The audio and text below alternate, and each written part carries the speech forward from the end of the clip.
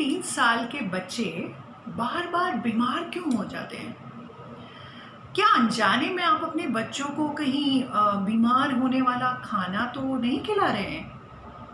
क्या आप जानते हैं जिस बेबी फूड या बेबी मिल्क पाउडर को आप बड़े कॉन्फिडेंस के साथ अपने नन्हे मुन्ने बच्चे को खिलाते हैं, वो WHO के द्वारा एवं बहुत सारे देशों में बैंड है? क्या आप जानते हैं सीमेंट जैसा पदार्थ जिससे बहुत सारे बर्तन वगैरह बनाए जाते हैं, वो आपके बच्चों के मिल्क पाउडर में भी होता है? आखिर WHO ने बेबी फूड को बैन क्यों किया? इसके बहुत सारे कारण हैं। सबसे पहला कारण मैं आपको बताती हूँ। देखिए, सैनिटेशन की प्रॉब्लम। जब आप बेबी फूड बच्चों को खिलाते हैं तो इसमें सबसे ज़्यादा हाइजीन की दिक्कत आती है। उसकी साफ़ सफाई, बॉटल्स को धोना, उबालना, वो सारे उनको स्टेरिलाइज करना, वो चीज़ नहीं हो पाती है ठीक तरीके से, जिसकी वजह से बच्चों को और भी तरह तरह की बीमारियाँ, डायरिया, निमोनिया जैसी बीमारियाँ हो जाती हैं। तो इसीलिए सबसे बड़ी समस्या उसमें ये होती है।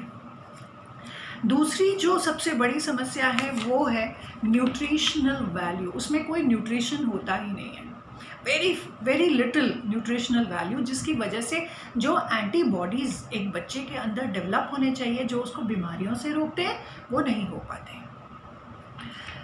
दी third point is and very important point कि उसमें बहुत सारे बेबी फूड में बहुत सारे टॉक्सिक हैवी मेटल्स, आर्सेनिक और लेड जैसी चीज़ों का पाया जाता है, जो कि बच्चों के लिए बहुत घातक हैं। बहुत तरीके की बीमारियां जो बच्चों को पैदा करते हैं। And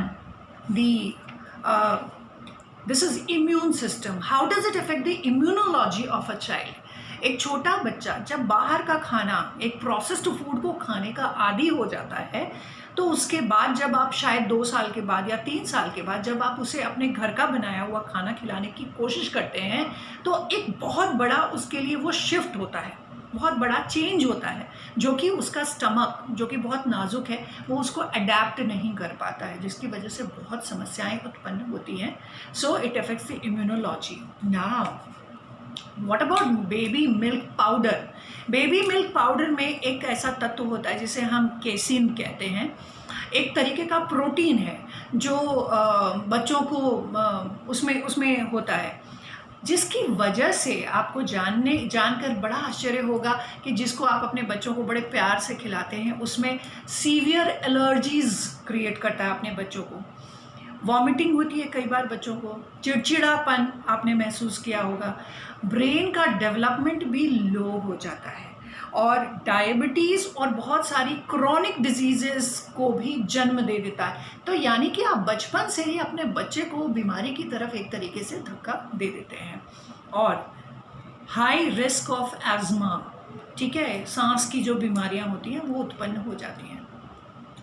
now to increase the what you call nitrogen content in milk powder में नाइट्रोजन की कंटेंट को बढ़ाने के लिए मेलामाइन अडल्ट्रेटेड होता है। ये देखिए मेलामाइन, ठीक है। ये मेलामाइन क्या है?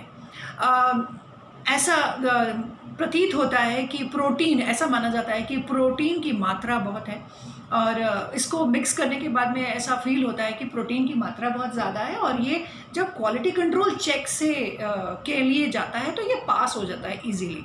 अब ये मेलामाइन है क्या? मेलामाइन एक तरीके का प्लास्टिक है, जिसमें नाइट्रोजन की मात्रा बहुत अधिक होती है। अब आप ज़रा सा चौंकिए, मैं चाहती हूँ आप चौंकिए ये जान करके कि भारत में इसका यूज़, मेलामाइन के बर्तन भी आते हैं मार्केट में, आपको पता होगा। मेलामाइन कोटेड भी होते हैं बर्तन भी, जो आप किचन में यूज़ करते हैं, जिनको मना किया जाता है कि इसको यूज़ मत करिए, they are highly risky for your heart and for lot of other disease. वो चीज़ हम अपने बच्चे को पिला रहे हैं, और बहुत ही कोई आश्चर्य की बात नहीं है, आपको चौंकना चाहिए कि भारत में उसका यूज़ परमिसिबल है by FSSAI, food safety standards authority of India, उस परमिशन देती है उसको यूज़ करने के लिए। तो मेरी आपसे ये विनती है कि अगली बार जब आप अपने बच्चे को मिल्क प्रोसेस्ड फूड या प्रोसेस्ड मिल्क देने का प्रयास करें तो सोचिएगा कि उससे होता क्या है। आपके बच्चे की किडनी में वो स्टोन पैदा करता है और वो आपके बच्चे की किडनी को डैमेज भी कर सकता है। Please next time when you do it, think of it.